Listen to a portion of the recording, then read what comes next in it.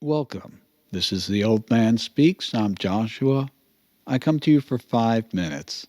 This being number 88, here on in, I'm going to come to you randomly when I think of something rather than a strict 3 times a week.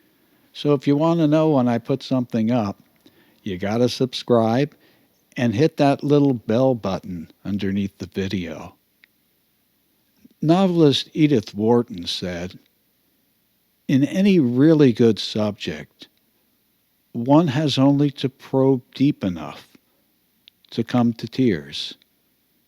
The girls raced across the high school grounds, but as they were racing across this one field, Eva just plopped down near the fallen leaves. Eva picked up one leaf and studied the midrib and the veins. She saw an old lady who had been separated from her family.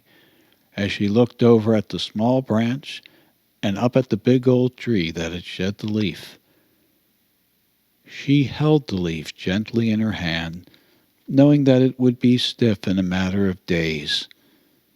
By giving the dying leaf a name, Eva gave birth to something new. "Come on, Eva," one of the girls yelled. "You'll be late for class." Eva arrived in class at the same time as the teacher. Miss Abeling, who taught history, was interesting to Eva, who noticed that Miss Abeling spoke loudly with an authoritative voice to the other girls, but spoke softly with a musical tone to Eva.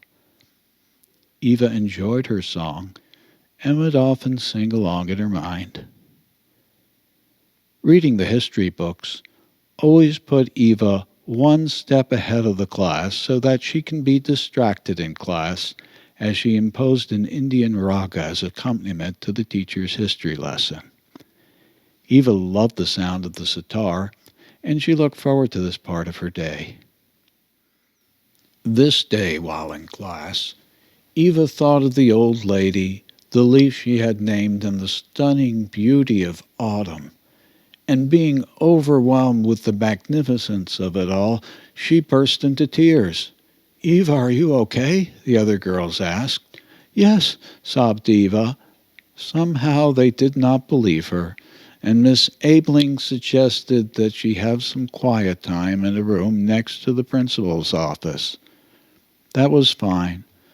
By now, she was used to being different and realized that she was aware of things, such as the magnificence of autumn, that others were not. Principal Ding Dong, that's what the girls called her, asked Eva if everything was okay at home. "Yeah," answered Eva in a surprised manner. "Is there something you want to share with me, Eva?" Eva gave a big smile.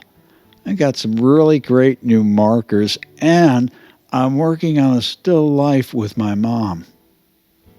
Not the answer Principal Ding Dong was looking for.